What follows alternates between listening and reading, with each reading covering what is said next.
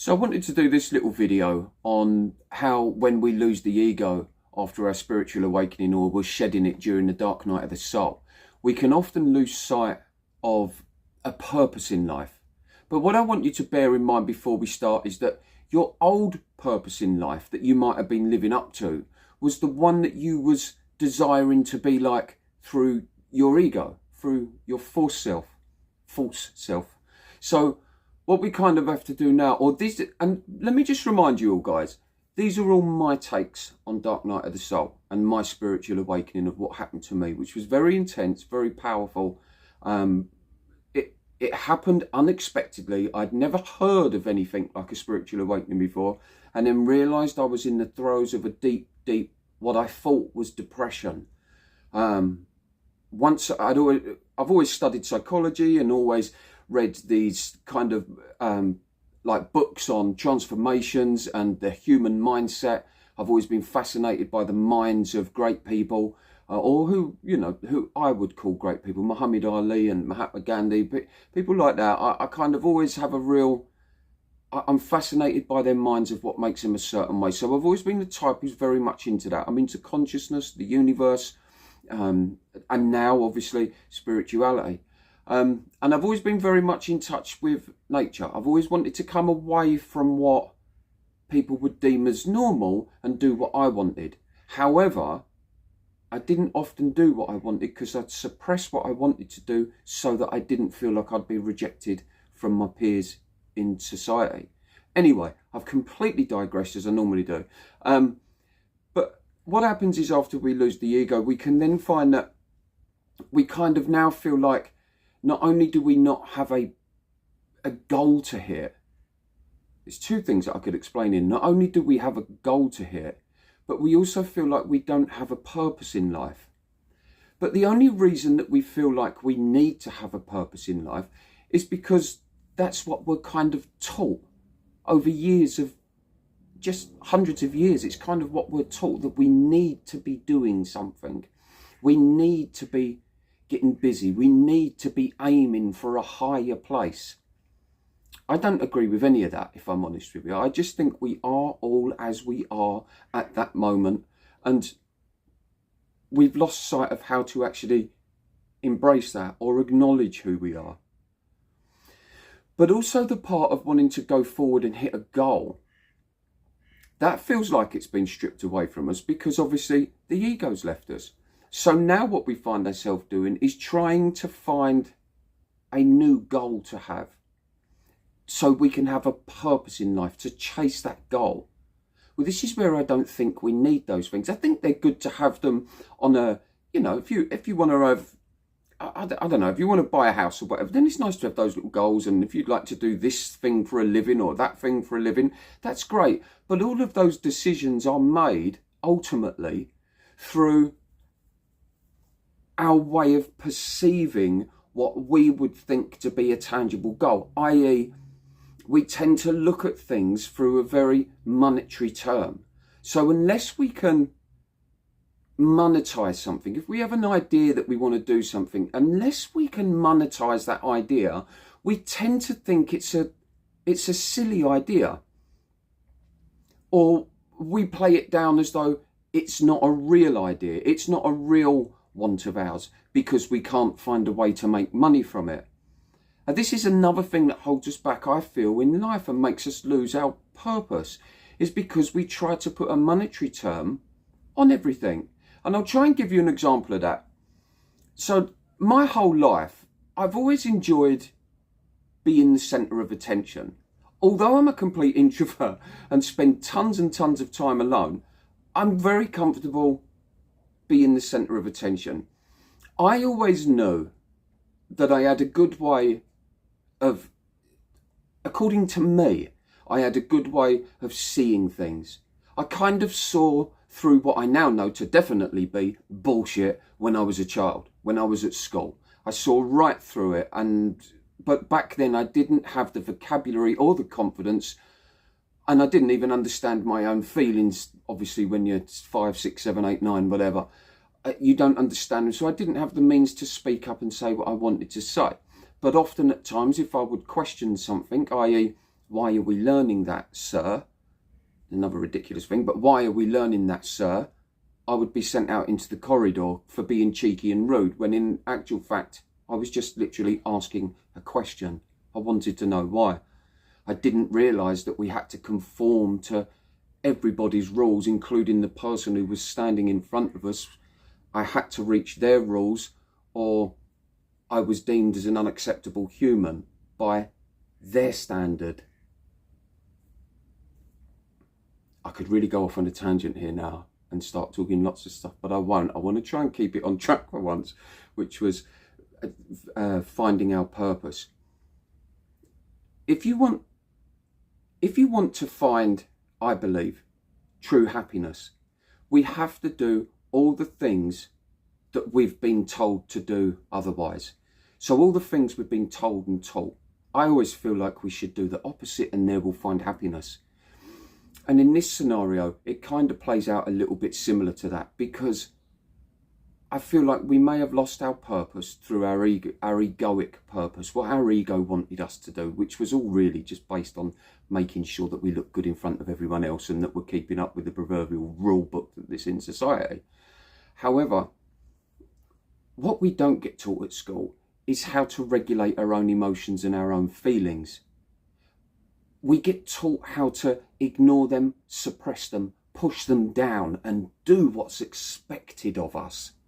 Do what's expected of us by other people who have been doing their life or living their life according to the expectations that they've had put on them.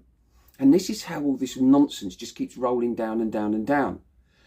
But I personally now find that, because if we was to try and undo everything we learn, and we do all the things in the opposite way that we've been taught, we'll find peace and happiness, because ultimately we will find ourselves, our true selves. So how about this? Because I've done this on my dark night of the soul, and I can't tell you guys how much it worked. Make your purpose in life finding your purpose in life. So and your purpose in life is you. You're the purpose behind it. And finding all the things in you that you want to explore, that you would like to do. Not for money, not to impress other people, but something that you can have for yourself. You can have for yourself, so that when you add that value to yourself, which would be an internal add, not an external add. There's nothing out there that you can go and get that you add to you. It would be an internal add. So you're filling up a void in you that's been left by the ego leaving, and you're now that empty shell looking for what to do next. You're filling that void up. And if you don't know how to do that, make finding out how to do that your purpose. Because not all of our purposes in life need to be revolving around money or where they can take us or how it looks. If we was to all spend more time going into the areas of ourselves that maybe we don't want to go to. I'm not always a great fan of mainstream mental health. I kind of feel like we've all got something to add, and we've all got something that could add value to people's lives, because we've all had different experiences and we've all had to learn how to deal with those experiences. But most of us have learned how to deal with those experiences by distracting ourselves from them, by moving away from them, by doing all the things we've been taught that we think we should do, i.e. stiff upper lip, push it down, get on with it, let's crack on, let's move on. Dare I say this, but I kind of always feel like, no, we should enter it. We should go into that, because the same as the muscles will only get stronger when you go into the breakdown phase of them, the same, I believe, with the mind, you will only get stronger and you will only learn how to repair and heal if you go into the dark side of that mind and stay there for a little while. And know that you're fine, know that you're safe in there. So we don't have to detach to irrelevant, stupid thoughts that might appear in our head. Like, I think I gave a scenario in one of the videos a little while ago. If a spontaneous thought comes in my head of an old man falling over and breaking his leg, and I feel like I'm going to stand there bursting out laughing, Well, that's just a thought. It's a nothingness. I'm not going to hang on to that thought and judge myself or my character by that.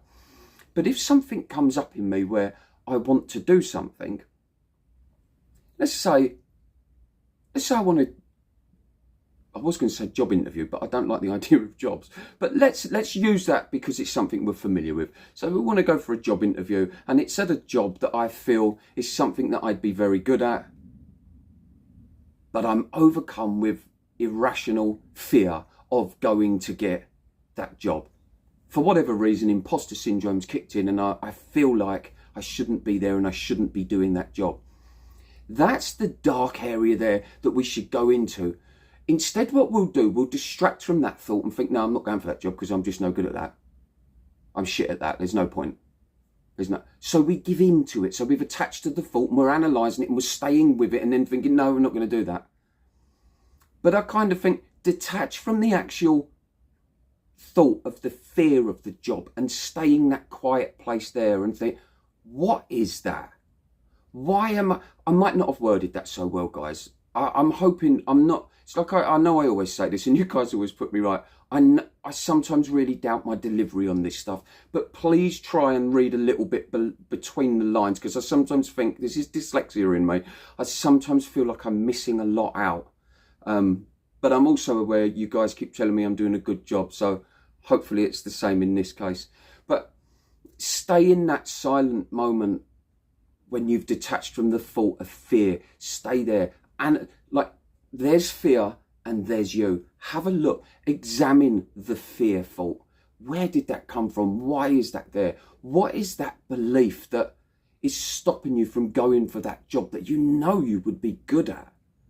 What is that? And it would be different for everyone. There is no blueprint on where that comes from. Arguably, I'd like to say it's from some childhood trauma. And childhood trauma, by the way, just quick digression. I'm going to do a video on childhood trauma. But that doesn't need to be one particular great big event. It doesn't need to be someone who's been badly beaten as a child or badly sexually abused as a child or witnessed their parents die in a car crash. All those things are absolutely, they're tragic. I can't even comprehend how they would feel. But they can be a succession of lots and lots and lots of different things that we've grown up around in our environment, which can create childhood traumas in many, many, many different areas. But over all of them areas, collectively, they create one trauma. They also create all their own little individual traumas, but they might also create one overall trauma, which turns out to be the person that you are all these years later is living by all these mixture of different traumas. And trying to think of scenarios here, guys.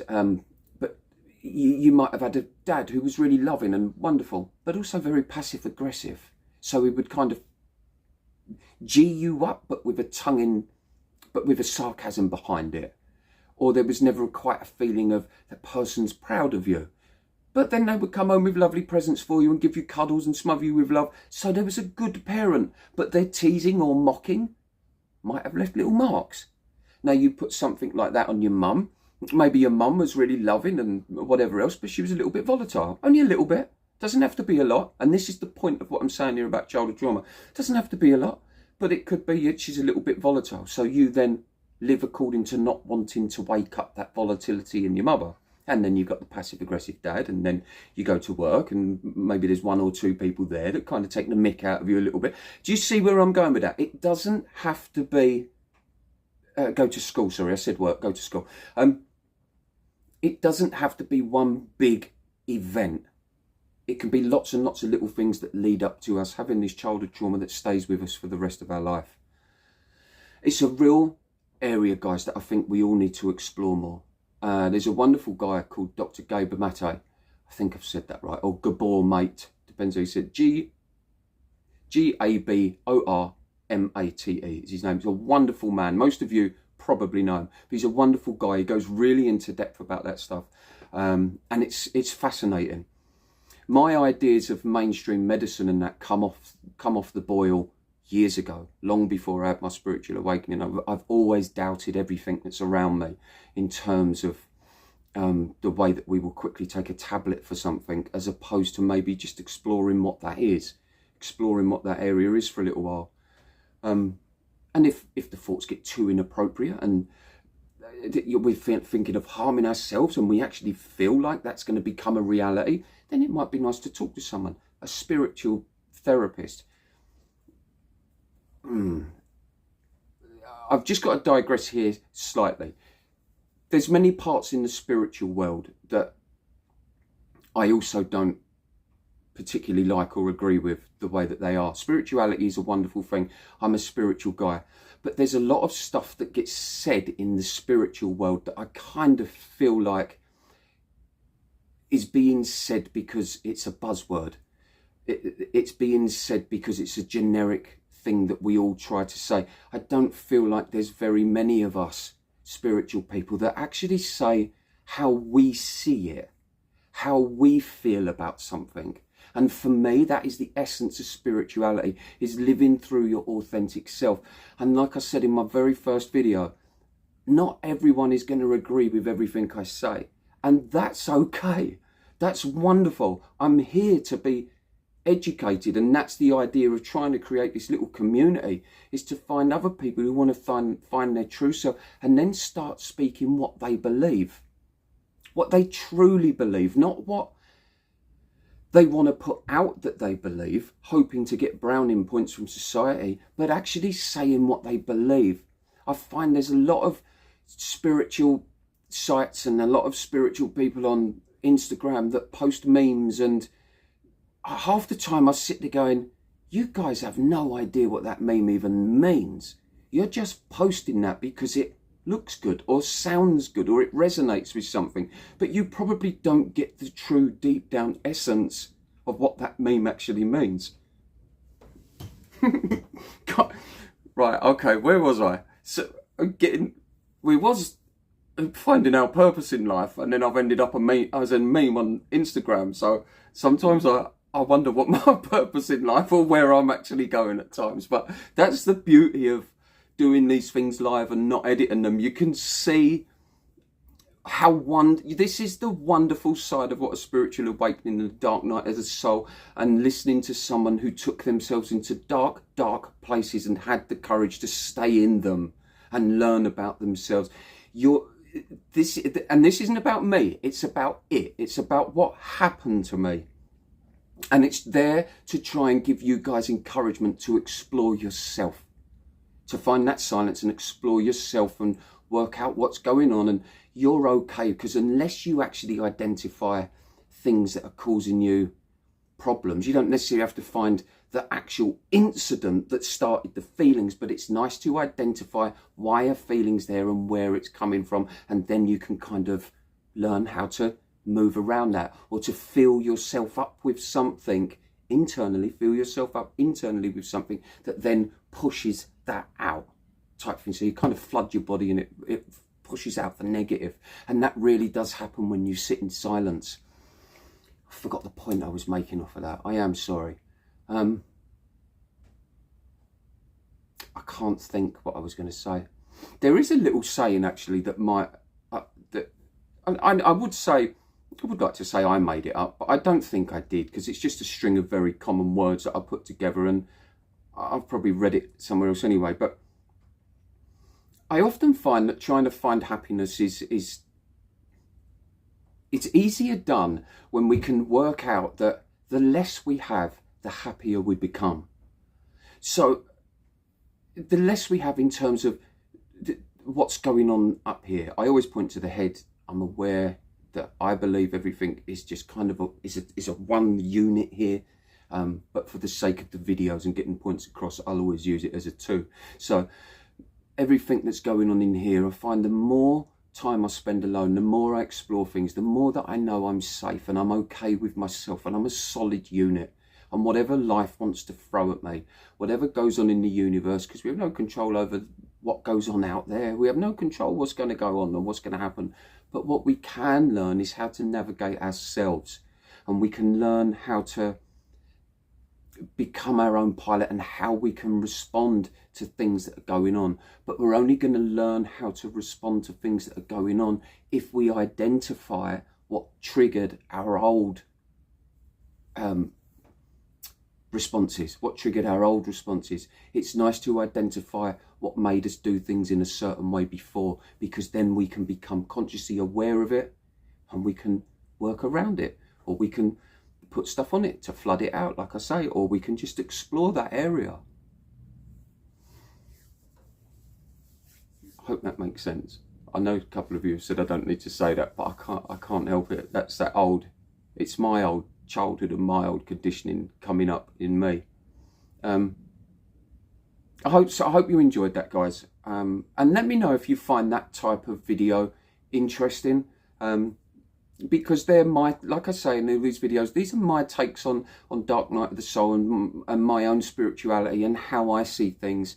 And I think we need, as a community, more of that, more people to actually speak their truths.